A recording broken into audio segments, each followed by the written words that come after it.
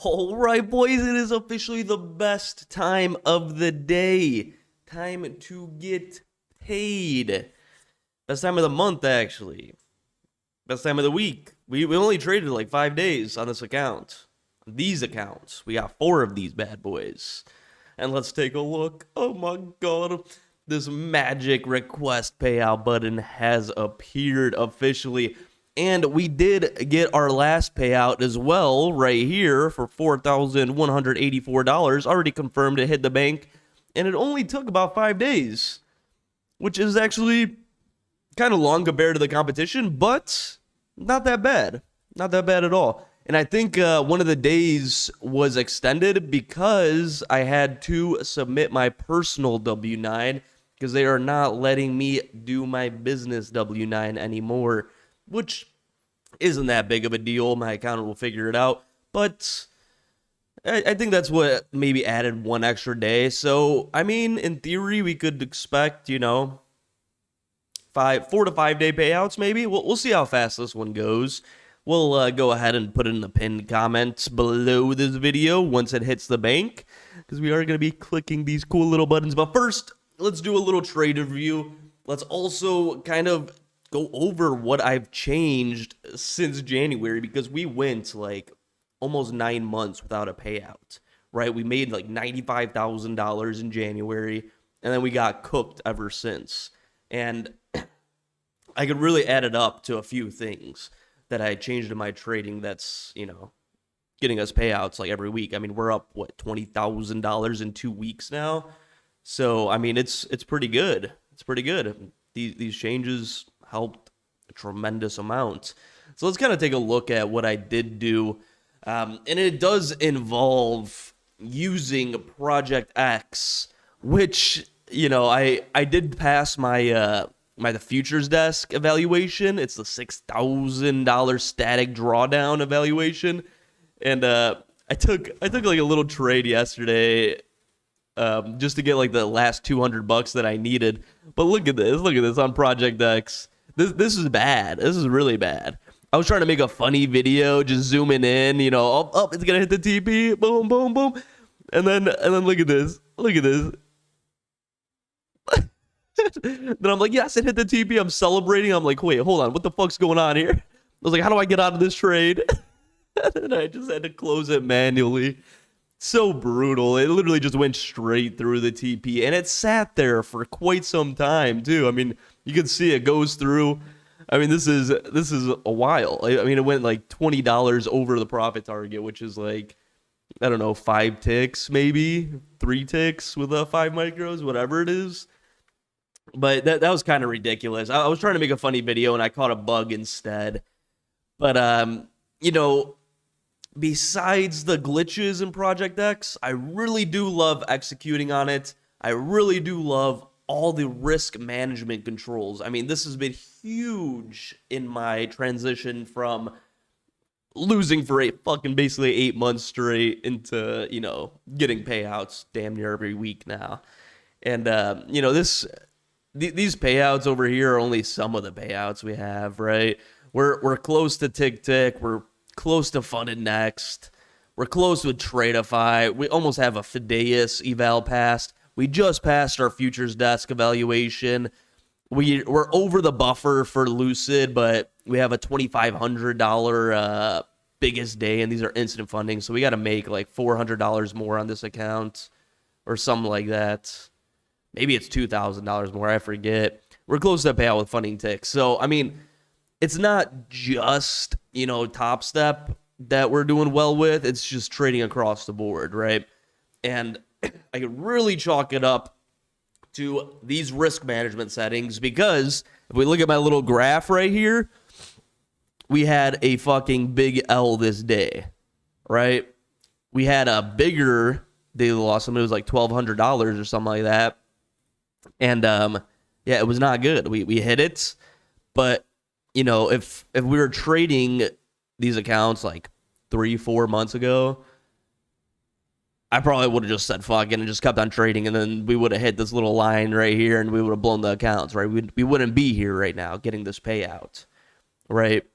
And I think this is just so huge. Setting your own daily loss limit, locking that risk setting, and also the maximum trades per day. It's kind of high right now because we switched to micros because we do have those 50K accounts from Funded Next and Funding Ticks. But yeah, I mean, just having these bracket orders, making damn sure we don't hit this DLL within, one or two trades, and giving us some room to breathe, right? And letting our runners run. I mean, on Tuesday, was it? Yeah.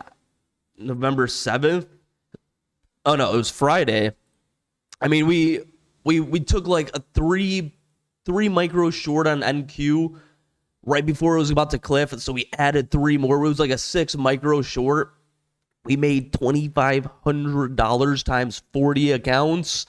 I mean, it was a massive, massive day for us. It was a $100,000 profit day, and we used 6 micros. So, I mean, the power of micros is real, right? And trading is about survival, in my opinion, rather than, killing it in one day and getting a massive payout, which can happen. I mean, we had a massive, massive day with 6 fucking micros, and that's pretty much how we're able to get, $9,000 if we add all this up.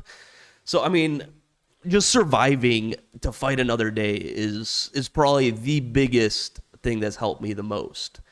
And I could chalk it up to ProjectX risk settings because, if it wasn't for liquidating and blocking, probably would have tilted the other day. I mean, I think I was tilting. I was tilting pretty hard, just 2 days ago, yesterday? What the fuck? Oh, yeah, no. November 10th, yeah. So on Monday, we had another L. Just every trade just didn't work for us, right? It would go halfway to TP, bounce, boom, straight to stop loss. It happened like 2 times in a row.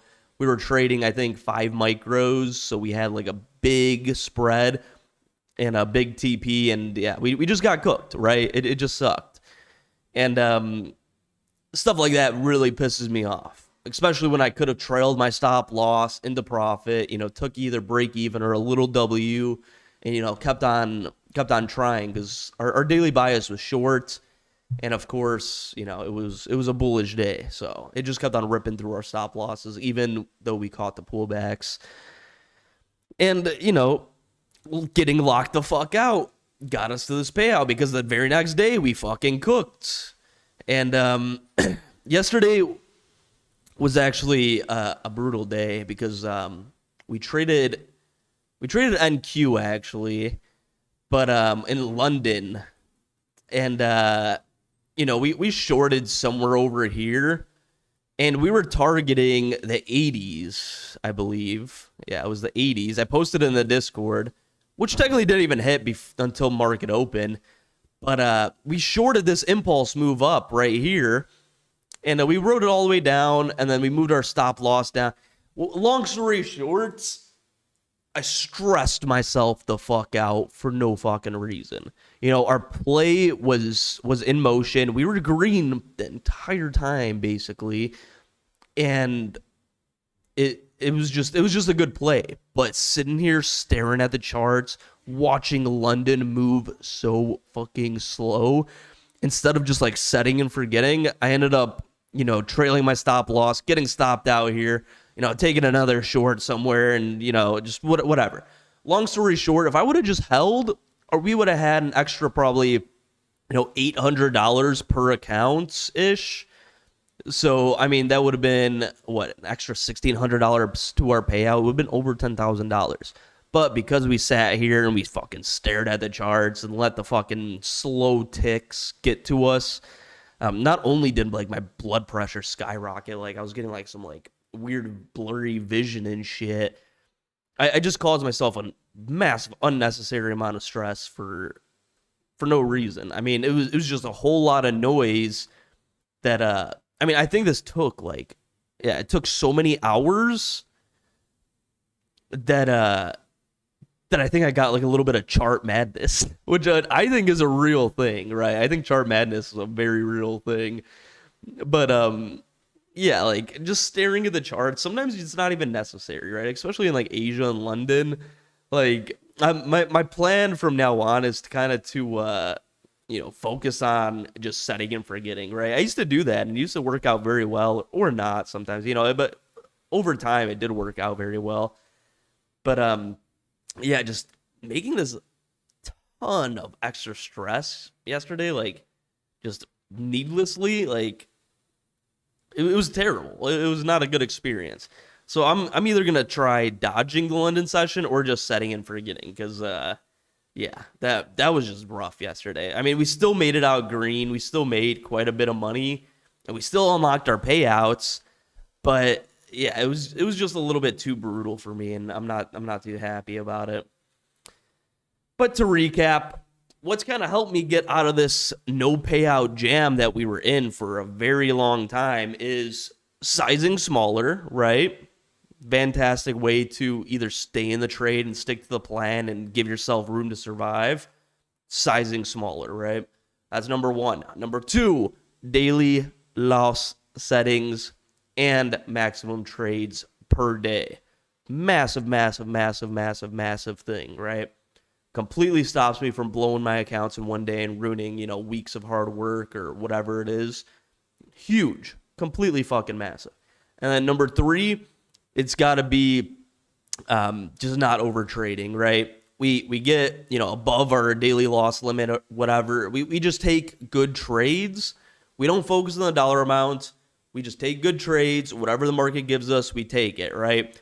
Like on the other day when we made $2,500 off 6 micros. Was not expecting it. Just trailed our stop loss, trailed our take profit.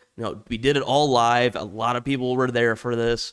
We made $100,000 off 6 micros. So sizing is not important when it comes to making a fuckload of money, right?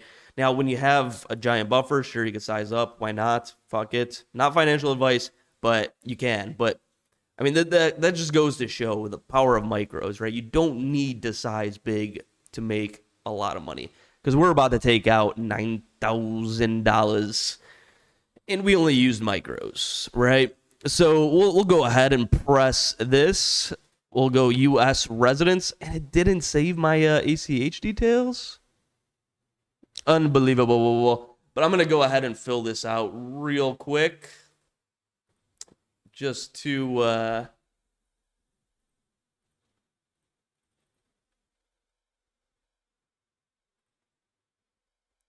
get it done, and then we're going to go ahead and request these payouts. I was thinking about not taking a payout yet, or like taking out like 2 payouts and then scaling the other accounts, but I decided against it. I'm like, dude, I'm just going to take the fucking money. I mean, I've done this many times where I try to chase the maximum payout, ended up getting fucking roasted. So we're taking the money, and whatever happens after this.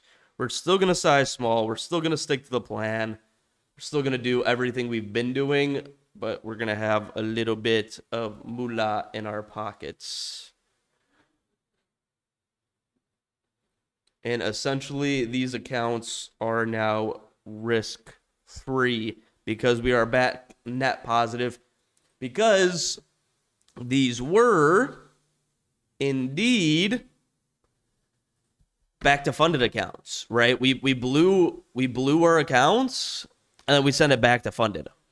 Now, we did use, let's see, where is it? Not billing, payouts. We did use this payout to go back to funded. We actually got back to funded twice. So we could actually even do a little bit of math here.